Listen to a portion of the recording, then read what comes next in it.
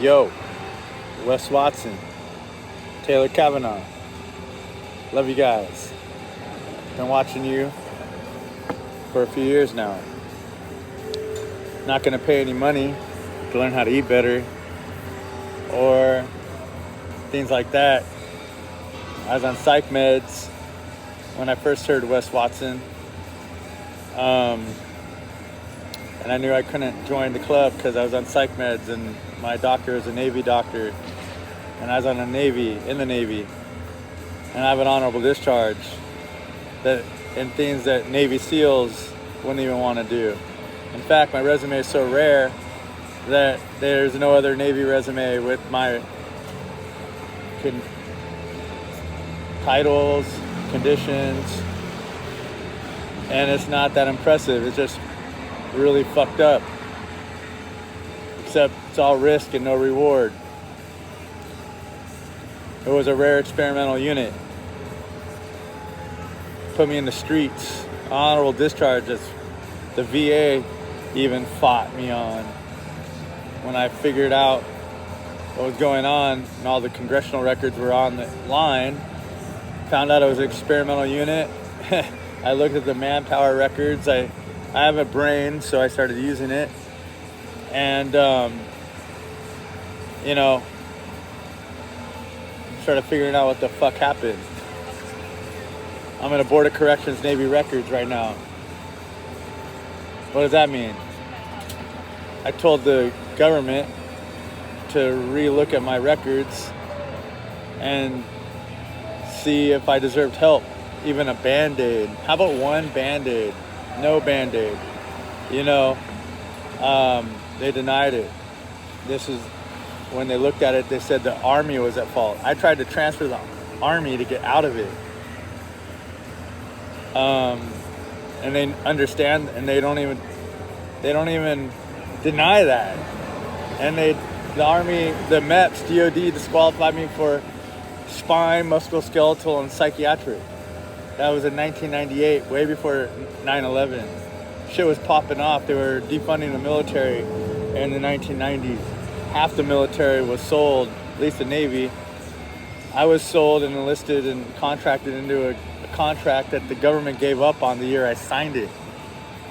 Manpower records say that program you enlisted under, we're giving up on. The recruiter didn't know that. Maybe the recruiter didn't tell me, whatever. But the Navy was documenting it in 1994 manpower records that the Sea Air Mariner program was gone, no more, because a prior enlisted active duty had more experience. No, duh. Well, what's the experience get you? Maybe a lot of things, right? Especially if you're on a combat ship, right? Maybe most of you haven't been on a combat ship, especially when I was on a small combat ship. Sort of like, being thrown into a fire if you don't know what you're doing, or thrown into a football game, NFL style, if you don't know what you're doing, and you're on the front lines, or whatever, everything can hurt you, and you're always at risk of getting injured, depending on what you're doing. And I was in a deck department, which the Navy SEALs do not want to do. Navy SEALs always talk shit about chipping paint or whatever else. That's the deck seamen they're talking about generally, which are the hardest working motherfuckers in the military, keeping that ship together.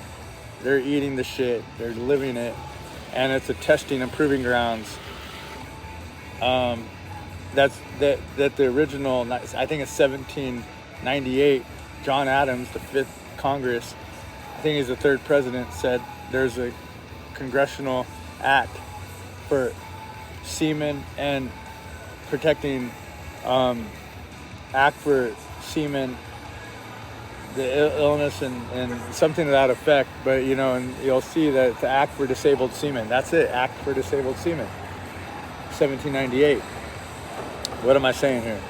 That was my job. It got a little deeper than that, but what I'm trying to say is that they just threw me in that as a reservist with zero pay, meaning, how about zero pay, meaning poverty pay, a couple $100 a month to be thrown into shit every month, a couple $1,000 every year to be deployable. And you have to basically wait on the sidelines, but get thrown into shit every month. Like, so they say hell weekend, Navy SEALs. I say hell weekend. You're in the middle of the ocean, freezing to death, weapons, and all the other shit. No sleep. I don't care. Fuck it. 3 days, 2 weeks, a month. Anti-submarine warfare. What am I trying to say? A lot of things, all at once. I'm very intrigued by Wes Watson and Taylor KAVANAUGH. Wes Watson has a great story. I love Wes Watson for all he's overcome. I try to relate. I try to relate to Taylor KAVANAUGH as well. I listen to plenty of Taylor KAVANAUGh. I love both of those guys. I try to relate to a lot of people. Well, there's a lot of Navy SEALs. Not all of them have done what Taylor KAVANAUGh has done. He went to the French Foreign Legion after he got kicked out of the Navy. He had already had a college degree. He was smart. His dad was around. His dad was a Marine. And so was Wes Watson's dad. His dad was around. Maybe they weren't rich, but their dads were around and their parents were together. Or maybe Taylor KAVANAUGH's parents weren't together, but they were still co-managing the childhood. Another story I have to relate to is that my dad was not around, and he was a mystery man.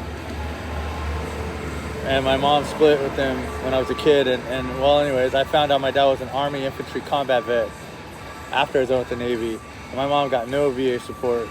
My dad got no VA support. And that was for 20, 30, 40 years. So my mom was poor. We lived in, all over the place. And it just got, and I joined the Navy when I was 18 and be that big boy, No questions in my head. I didn't know about the Navy SEALs. The Navy SEALs weren't even fucking a thing that I ever heard of because it wasn't really well broadcast in 1990s. It wasn't like front page news like it became now, so I had no idea. It wasn't, there wasn't something I was even really aware of, or maybe I would have tried to join the Navy SEALs, but I'll tell you this much, I graduated boot camp meritorious, which is the highest, it's like getting a valedictorian out of boot camp. And, what I'm trying to say is that I love Taylor KAVANAUGH and Wes Watson. I want to start posting like them. I want to understand my own story so I can post it and also be a leader in the world.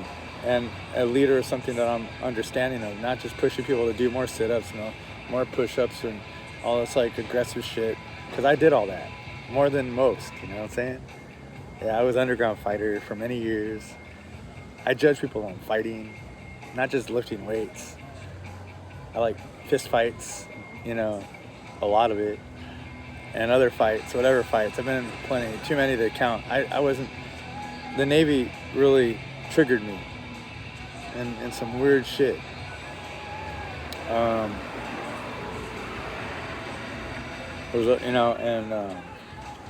My story, there was a story online, and you can read about it, but it doesn't talk about the experimental part of there's a lot of assaults, a lot of threats, and a lot of other things, like sort of like boot camp, but on steroids. They put me on a ship, and it was like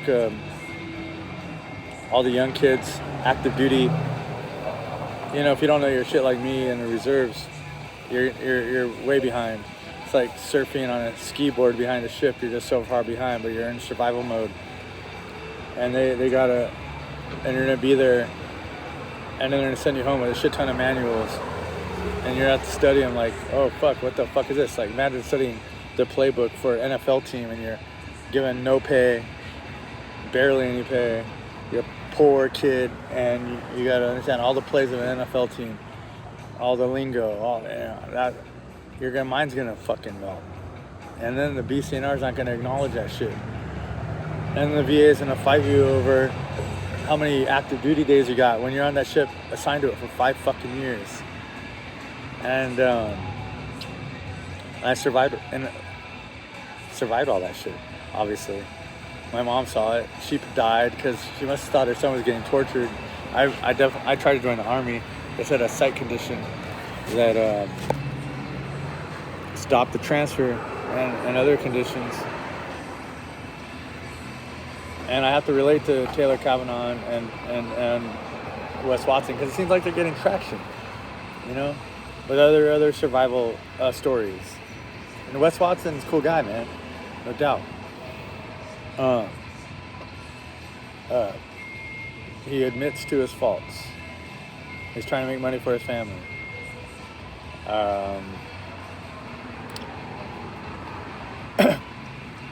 All these things, right? And he started to sell marijuana or other things. And his teens or whatever, 20s, he got beat up. Some dude almost killed the dude and whatever. And he went to jail for 10 years and he survived that shit. And he became clean and sober and like a spiritualist. When they brought all his, in jail, I'm imagining how rough it could be. Maybe rougher. I don't think any rougher than Navy. Or they could throw you overboard or do other shit to you to fuck your life up, including die.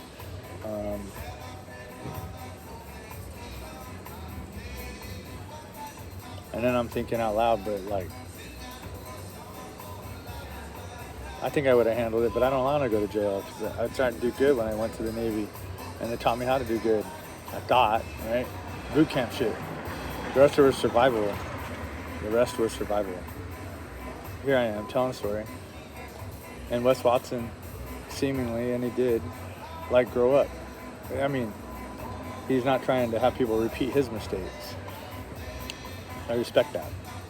He's living a clean, sober life, and he developed a systemized thought process, ground down through years, and it became normal. And he brought it to the world. Pretty simple. And now he's getting a lot of praise for it. I think there's deeper and higher levels in the nutrition part and the exercise part. I ground myself down, trying to survive in the streets, trying to eat, because no one's bringing you food in the streets. Trying to find shelter. No one's bringing you shelter in the streets. In jail, if you fuck up, you got shelter and you got food. It might not be the best food. It might not be the best shelter. Definitely not. But hopefully you got, but you got that. And you can go to the library, I guess, and read all day and push-ups and do all this other shit. I had no idea. I'm not saying it was the best life. It sounds fucked up. But you know what? Being out here with no education, getting destroyed or fucked up in the military, put in the streets, and then having to survive all that shit while you're surviving with your mom, watch you get tortured, and she passed away, and your fiance dumped you because you couldn't handle shit anymore, and all that shit happens, and you're in the streets, and they're not bringing you food, and they're giving you shelter, and no medical awareness, no doctors coming to your aid. All that shit will happen in my lifetime before I'm 30 years old. When I joined, I was 18, so you gotta imagine that's 12 years of shit. And by 34, I couldn't walk anymore. I had a crutch. And now I'm going to keep on telling that story because that's a real story. Medical records to back that shit up. I'm 49 now. And somewhere about 35, a veteran found me in the streets. It got really bad, I'll tell you. And an Army guy that was a Navy, did the Navy-Army transfer, successfully brought me to the VA. When he heard my story, he says, I'm going to take you to the VA. Then the VA found all my records. And then the VA started denying me every fucking benefit in the fucking world, including housing. And that went on for 6 fucking years. It went all the way to court, a veteran appeals, or I think that's what it is. But a federal judge came through on a roaming judge. Someone called me, hey, can you be here tomorrow? It was literally that. If I didn't answer that phone, I probably wouldn't have fucking got a hearing from a judge who was making her rounds through because Oakland, California was the worst VA in America. They got investigated by OSC, Operations Special Counsel or something, but you can see their investigation, and there's all sorts of television reports about this VA they were the worst in America in 2015, denying it. They were hiding claims. They denied me everything. So I got used to it. Then I went to the Board of Corrections. Board of Corrections denied me at the same time. I thought Navy might have my back. I found out about the Board of Corrections because the VA was denying me. This is all written up in a report that's still on some veteran website about homeless veterans that fall through the cracks. That was my story, but it doesn't talk about the experimental part. It doesn't talk about the rarity of my extreme case because, it talks about assaults and shit. Like, it glosses over, but it was, those units were shut down. What I'm trying to say is, it doesn't say that in the report. So, half my story is told, not the real story. So I'm up here to clear up my own story and then motivate other people who've been screwed and trying to do the best in life. I think Taylor KAVANAUGH or other people say, get at the short end of the stick, whatever the hell it is. So I'm in the, short end of the stick makes sense. And I'm out here trying to tell a story. I'm going to be like Taylor KAVANAUGH. And I'm going to teach this thing that I've learned to walk again. And understand your own story and not commit suicide. Because suicide's not your proper way, right? These stories and these things we need to challenge. And I'm out here to challenge it, man. It was not a normal story. Taylor KAVANAUgh's not a normal story. Wes Watson's not a normal story. And we all want to go in the same direction, which is making the world better and making ourselves better and healthier and get good relationships and all the other things. I'm still working on that, and I want to bring other people through it too. But I'm doing a lot better, but depression's real, man. Major depression, no fucking joke. That's what it was diagnosed to me in 1999 in the Navy by a Navy doctor. And you look at these teeth.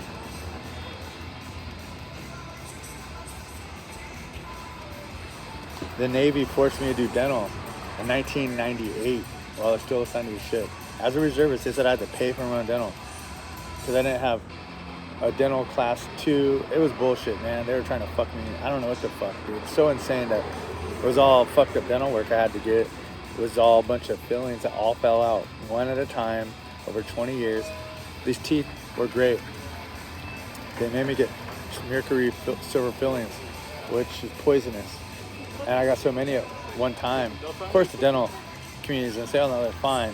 Maybe 1 or 2 at a time, not 15 at one time in 2 days. But the doctor wanted to make money on some Navy crap and destroyed my teeth. And the VA did that, the Veteran Affairs. I think the Veteran Affairs tore out a few other teeth, has not replaced any of them. They just extract teeth. And then it ruined my credit, trying to build my credit recently. A lot of shit to recover from, right? Because I got dental debt. Other things and this is the story I tell. I want to teach other people to survive and create community. And I guess I'm looking at Wes Watson and Taylor KAVANAUGH. I'm like, hey, let's tell this story. Let's communicate. Let's get together. If you have an abnormal or whatever story, let's group up. Eat better, work out, do yoga. Don't give up. And create a team, create a community. Create our own work center, education center, et cetera, community. And grow that, because that's the only way I want to take the worst and make the best. It's hell, man, but we can make find some beautiful things out of it. So, love Wes Watson and I love Taylor KAVANAUGH for what I know and what they helped me do, challenge, but also I know my story is unique and I have to tell it.